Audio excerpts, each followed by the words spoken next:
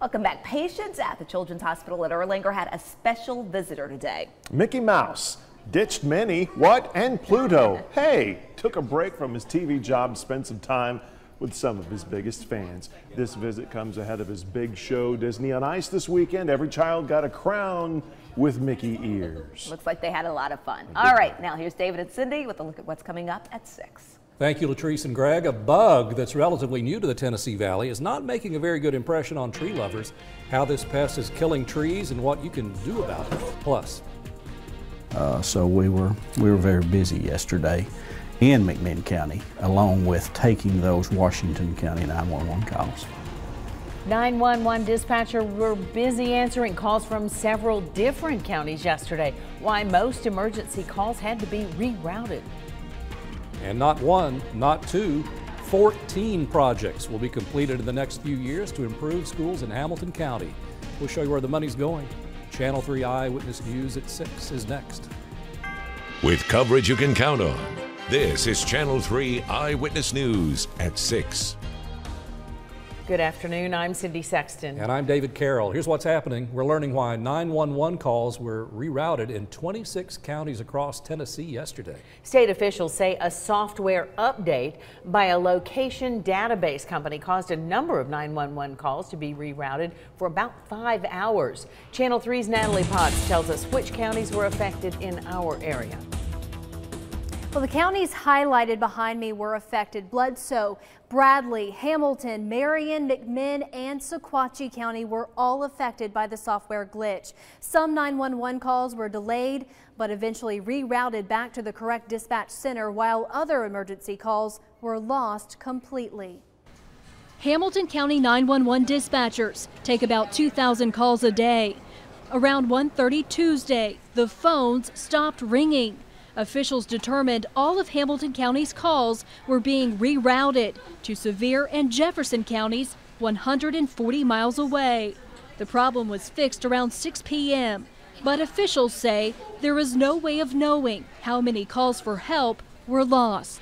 It was the opposite problem in McMinn County. Those calls kept coming in one right after another till 5:40. Dispatchers there took 80 additional calls from Washington County, some 160 miles away. Severe weather rolling through the area further complicated the problem. Yesterday was a very busy day. We had several straight line winds, I think, come through this county, destroyed mobile home, destroyed down a lot of trees, a lot of power lines. So we were very busy yesterday.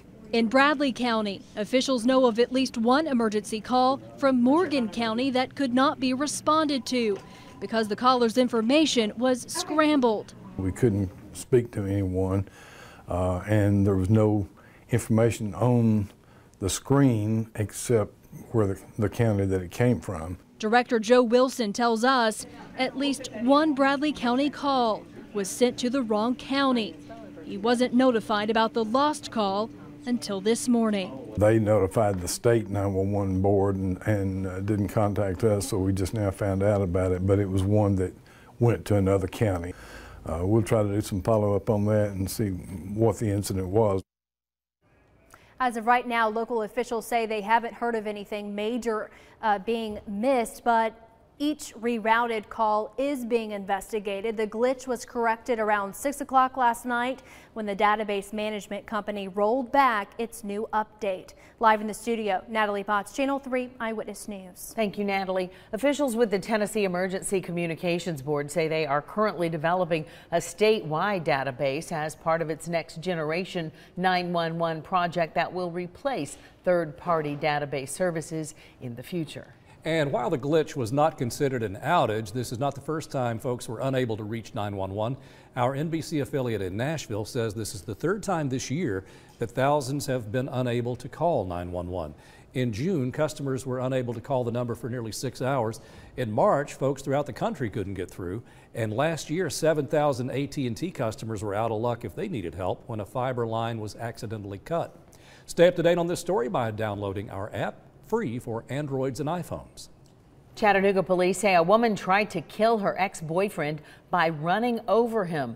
Officers responded to West 12th Street on reports of a pedestrian struck. Police found a man lying in the grass who told them Alexis Thrasher ran over him. And police say surveillance video confirmed Thrasher was responsible. In Grundy County, high school officials have posted a job opening for the head football coach position. Former coach Casey Tate and former assistant coach Greg Brewer were transferred from their positions after 5 football players were charged with attempted aggravated rape. The team has since been led by interim coach Nick Meeks. Rhea County Sheriff's Office is asking for your help finding a missing woman. This is 57-year-old Essie Elaine Valentine. Police say she lived in Rhea County for a couple of months and her family reported her missing last month, but she was last seen in June. The family told police she has a drug problem. If you have any information, call 775-7837, the Rhea County Sheriff's Office. Well, government agencies are trying to educate children about opioid abuse. The FBI, DEA, and local police created a program that teaches students about the dangers of drugs. The program, called Chasing the Dragons, starts with a 45-minute documentary with no filter or censors. Officials think it's the best approach to teach students about the reality of drugs. After the film, teachers have students talk about it with parents, friends, and siblings. Each year, more than 46,000 people die from drug overdoses in the U.S. That's more people than die from car accidents or gun violence.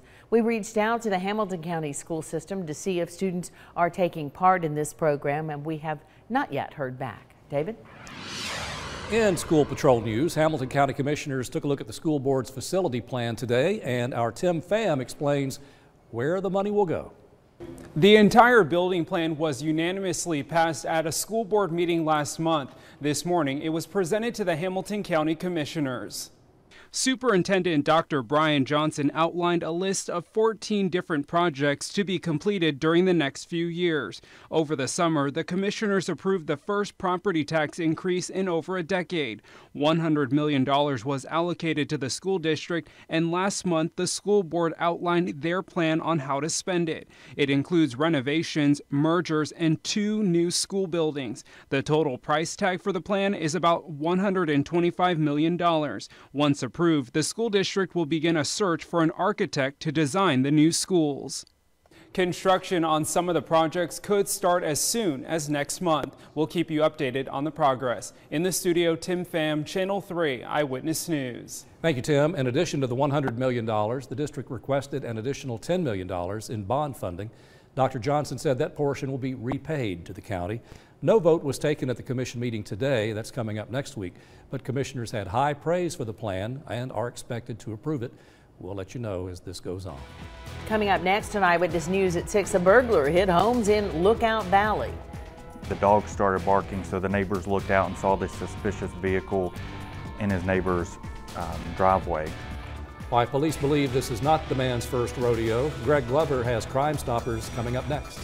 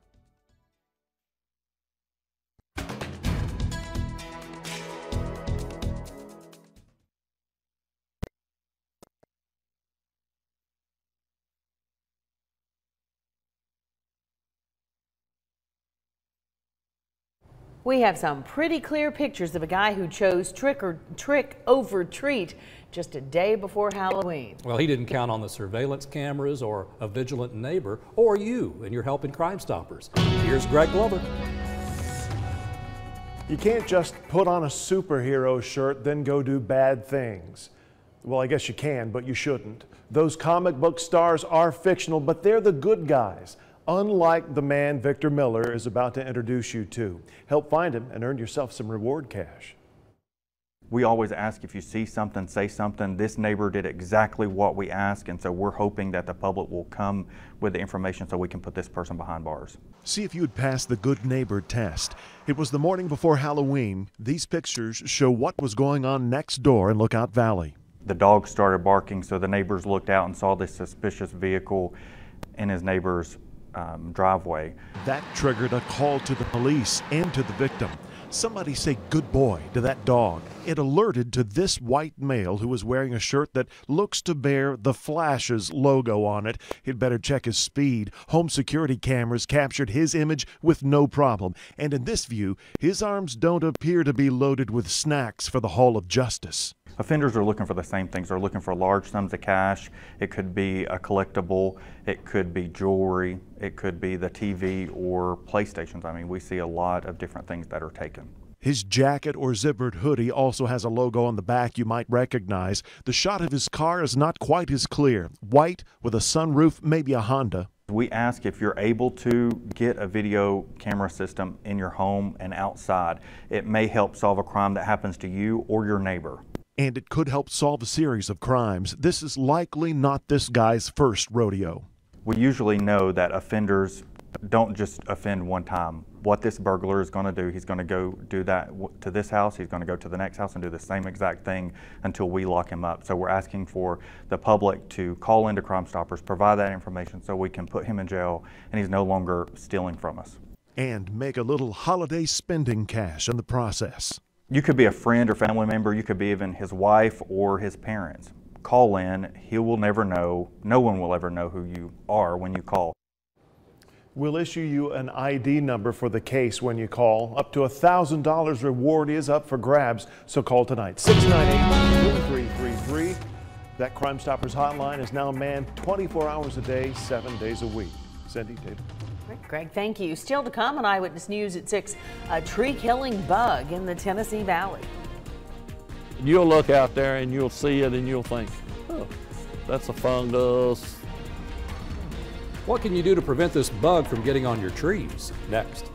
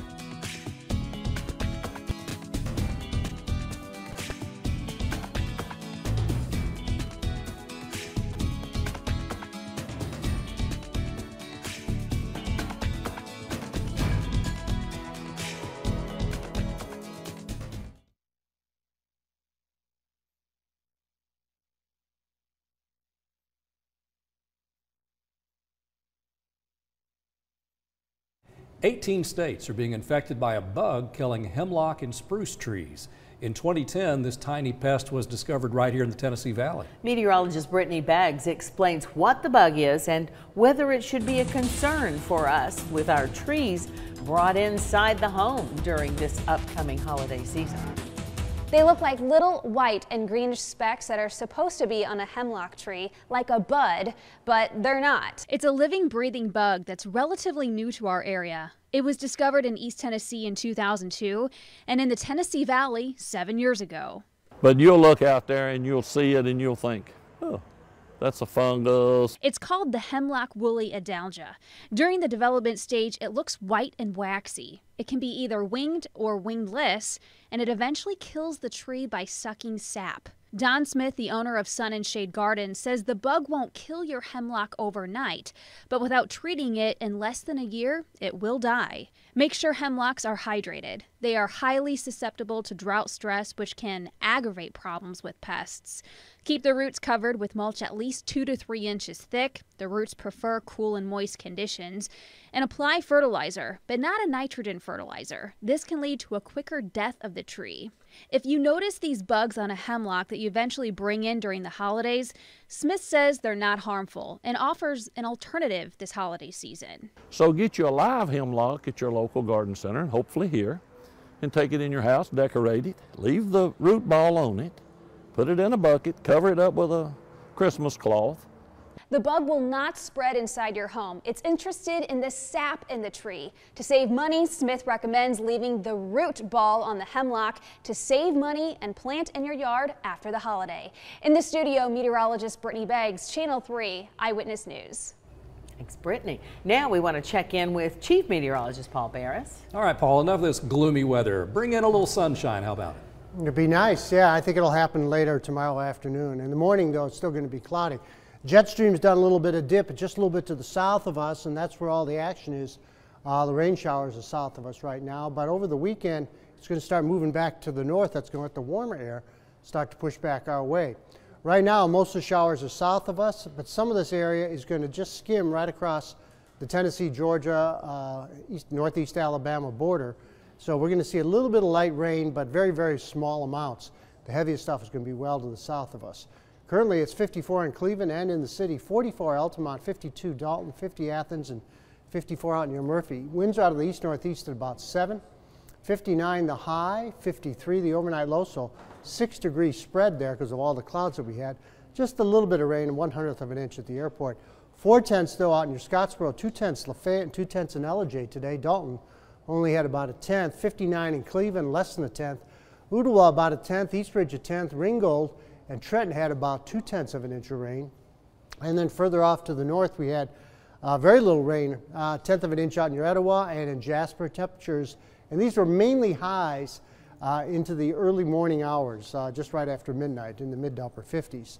Latest Vipercast, again, is showing this rain just skimming our area overnight and then pushing down to the south and to the east by 7 o'clock in the morning. This may be a little slow, it may be a little slower than what Vipercast is indicating, but still, we're going to see some clearing coming in tomorrow afternoon. The sun will be coming back. There's another cold front off to the north that's going to reinforce the colder air as we move in late Thursday night and into Friday. The winds will be out of the north, so the cold air is going to settle in at least through Friday. And but it's going to be dry. There's not going to be any rain. As a matter of fact, eastern half of the country looks about as dry as can be. Then by 5 o'clock on Friday afternoon, still a northerly wind and sunny skies. Saturday morning, 7 o'clock, pretty much clear as a bell. And the wind starts shifting on Saturday evening, coming out of the south, and right into Sunday morning. That's going to increase the cloud cover, and we may have some showers late in the day on Sunday.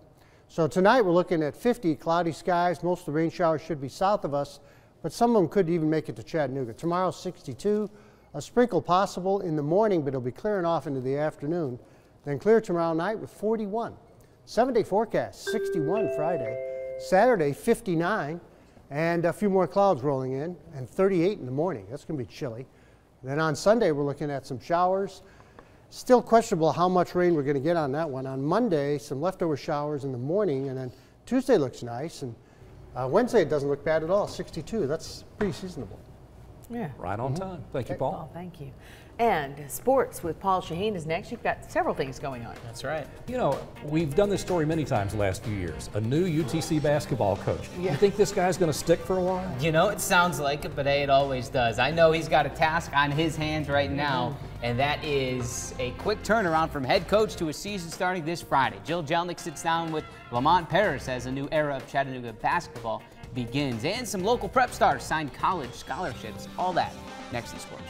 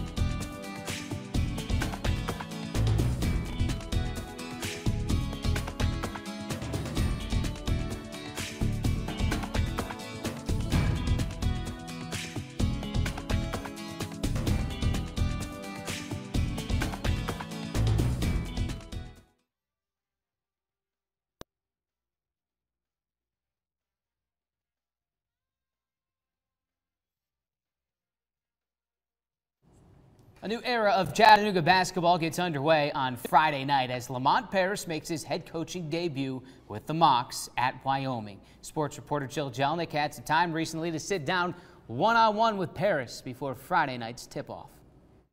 Welcome into McKenzie Arena, everybody. I'm Jill Jelnick, and joining me now is the new head coach of the Chattanooga Mocs, Lamont Paris. Coach, thank you so much for joining us. No problem, Jill. Pleasure to be here. 8 months now you've been in Chattanooga. What is your first impression of the scenic city? First of all, I can't believe it's been that long. It's literally unbelievable that it's been 8 months. But the city's been great. It's been great to me. The people are unbelievably nice.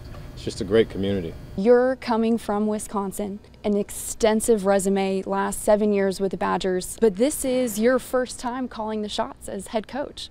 What do you foresee being your biggest challenge? Game day will be obviously different, and everything leading up to that also is different just from a decision-making standpoint. I will say this, that I was fortunate in my last position to be working for two former head coaches. It gave me a lot of leeway and latitude, and that helped bridge the gap. It's no secret this is a very young team. You have no seniors, a handful of juniors, and a whole lot of freshmen. When you go about taking on a young team like this, how do you take that into account? How do you make that work? One of the things that you have to recognize is that with this many young guys and also just a new a new staff and a new system altogether, you have to be a teacher first, and I think that's with so many young guys, I think that's even more, it's more important that you spend time doing that. We talked to a lot of the players at the start of this season, and we asked them, in one word, how would you describe Coach Paris? And a lot of them said loving. I think they have to know that you care about them, and so we do a lot of things to make sure that they know that. It's good. I'm glad that they would say that, because we have some days where I get on them pretty good. But again, I think they do know that what my intentions are. It's not just, you know, I'm not just a platoon leader and screaming at guys. I spend some time trying to get to know them as well. The new era of Lamont Paris era here at UTC starts this Friday when the Mocs hit the road to take on Wyoming. Paul, back to you. Some prep stuff to hit now. Thank you, Jill. Today marked the early signing period for basically every sport except football. A handful of local high school players inked college scholarships today, and that included Heritage flamethrower Cole Wilcox. Wilcox signed to play college baseball at the University of Georgia. Wilcox, a senior pitcher and three-time All-State player, has been clocked at 97 miles per hour. His power on the mound landed him a spot on Team USA's Olympic 18 and under roster this summer. He's been committed to the Dogs since his freshman season. It's awesome. I've been committed for so long, and just to finally get it on paper, it's been good. And just to know that I'm going to a great school with a great program, it's just awesome. Congrats to him. And Cole wasn't the only local star to sign today. Soddy Daisy pitcher Dylan Perry signed a baseball scholarship to MTSU. Silverdale's Kaylee Phillips signed to play softball at Tennessee. Hamilton Heights basketball star Jasmine Massengill signed with Holly Warlick's Tennessee Lady Vols. And Macaulay's Junior Clay will play basketball at Tennessee Tech. He signed today. Two from Baylor's softball team signed. Cheyenne Lindsay signs with the Florida Gators. And then Carmi Rich from Baylor signs with Lipscomb. We have those pictures. We got them in-house late, so they're online right now, and we'll have them updated at 11. Love it when you do these happy stories about kids advancing their Good careers. stuff, isn't That's it? nice. To the coaches, players, parents, and high schools that didn't let us know. Yeah. I'm not going to say it. Bring them in. Send them in. Come on. We can get them on. All right. Paul, what about tonight? You're not psychic, right? No. All right. Like the people accuse me of not being psychic either. What? All I right, tried. That's right. You can't be. All right, let's take a look at your evening out. We got temperatures that are going to be, well, it's 54 now, and they're not going to really change that much. 51 at about 9 o'clock tonight, and about 52 at midnight. Maybe even just going up and down. Easy enough. Have a good evening.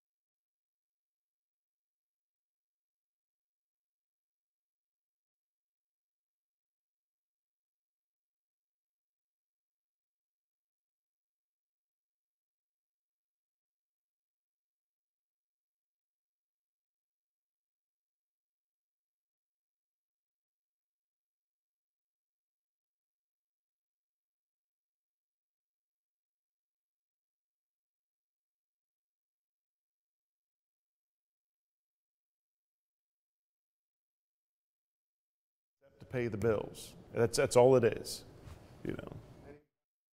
If you don't mind going to, you take the money from that place. That's right. Well, that's why so many people.